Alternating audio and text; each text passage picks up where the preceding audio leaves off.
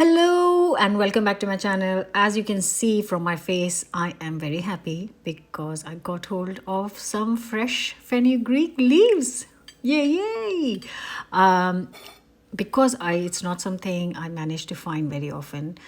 When I do find them once in every few months, I am so happy. So I have got around 3 bunches of fenugreek here, and it is, I have to admit, a slightly labor intensive job because we don't need the stalks of this. They're bitter, they're very hard, and they don't taste of anything. So you need to just break off all the leaves, put some telly on, like I've done, sit down, and it takes a little while. But once you get the leaves, chop them up, and then you have your fenugreek ready. So as you can see, the leaves are so fresh and just so inviting. So it's important that you get rid of the stems and chop up the leaves. Once the leaves are chopped up, I am going to give it a good wash because I find fenugreek and also coriander, like spinach, all these leafy vegetables can collect a lot of mud in between. So you have to make sure that you give them a good wash to get rid of any mud. And also just make sure that you have rinsed out all the water. So for the paratha stuffing, I have got here a hot pan, and for this I am using ghee because it goes really well with the fenugreek. But you can 100% make it vegan and just take 2 to 3 tablespoons of oil or ghee. Get it nice and hot. This uses basic spices, so get those leaves in and just peel and chop up the potatoes. Make sure that you chop it up into small kind of centimeter or 2 size pieces. You don't want them too big because fenugreek doesn't take very long to cook. So make sure that the potatoes are not too big so that everything cooks together. Now add the potatoes to the pan, and the only last thing it needs is a little piece of ginger, which you can finely chop or, like me, grate it.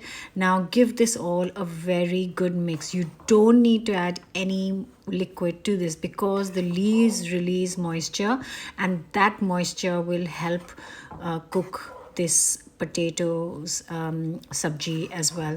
The only thing you do need to do is cover it with a lid and leave it for 10 minutes. In the meantime, I'm going to prepare the dough. I've got 300 grams of chapati flour or atta, a pinch of salt, a pinch of chili powder. Give it a mix, and I only need around, I'm giving you a rough idea, around 190 200 ml of water.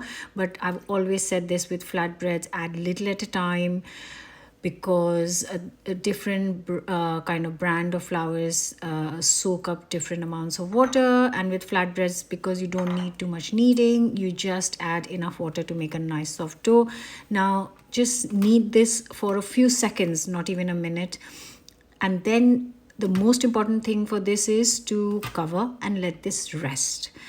When you let the dough rest, it rolls out much easily, and then the flatbreads are much softer. So cover and let this rest, and I'm going to get my attention back to the fenugreek or methi. So once you have cooked this for 10 minutes, it is possibility that your potatoes are done. So always check. Also add a teaspoon or 3/4 teaspoon of salt to this, and the same amount of chili powder. You can add more if you want it spicier, but this doesn't need any other spices because the fenugreek flavor is so delicious.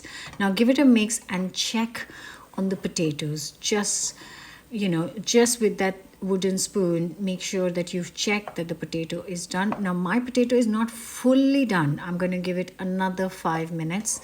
So I'm going to put the lid back on and give it another 5 minutes on medium low heat.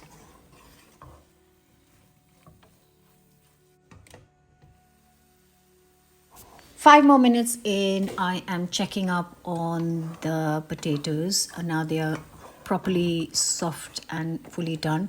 The reason for making sure that the potatoes are fully cooked is because we're not eating it as a sabji. If you were eating as a sabji, they were done 5 minutes before. But because I'm going to use it as a stuffing, they need to be fully cooked. Otherwise, they will not mash up and they will not go inside as a stuffing for the parathas. Now you increase the heat to high and then just give it 2 minutes just to make sure that all the moisture has gone from this sabji. And once that is done, transfer it to a bowl or a plate or something, just so that it cools down slightly. This is way too hot to go into the paratha straight away. Now take a small portion of the dough and you might want to roll it in some flour so it doesn't stick to the board. Some people like to use a little bit of oil so it doesn't stick, but I prefer flour. So roll it into a palm size circle, and once we have got that, we're going to fill it with the lovely methi aloo, which is fenugreek potatoes. And make sure just while you are filling it in, make sure that you mash the potatoes by hand so that the mixture, the filling is nice and soft.